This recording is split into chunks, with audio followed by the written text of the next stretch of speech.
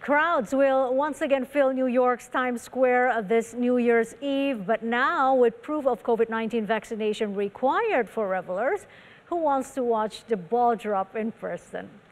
The New Year's Eve celebration, perhaps the city's most iconic public gathering, was a socially distant affair during the height of the pandemic last year. There were no packed crowds of giddy revelers jammed together cheek by jowl. Instead, there were mostly empty streets as officials told people to stay home and watch the ball drop on television. Entertainers, including Jennifer Lopez, performed behind police barricades to small groups made up of essential workers. With the advent of vaccines, the city's public celebrations have been on the upswing in 2021.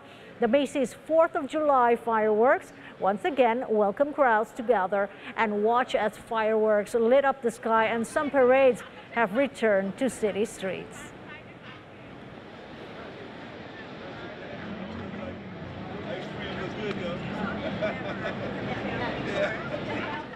Meanwhile, New York's Governor Kathi Hochul urges people living in high transmission areas that feel they are at risk of catching the virus to get a COVID-19 boosters before the Thanksgiving.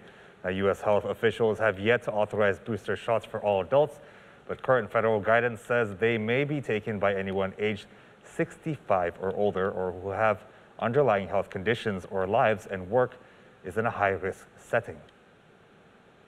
Before you have Thanksgiving dinner, I would want to know, before I invite anybody outside my immediate pod that I've been with the whole time, are they vaccinated? That is a fair, legitimate question to ask. And if Grandma and Grandpa are there, I'd take the time right now to make sure that they got their booster shot.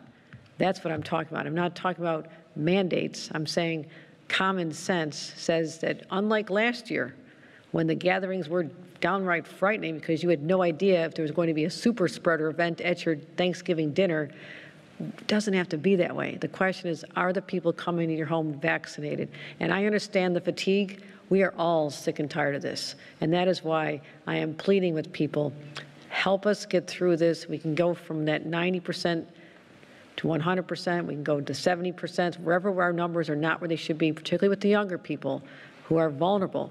There is no reason why, a whole year later, as we're entering our second holiday season, that we have to be dealing with masks or any restrictions at all.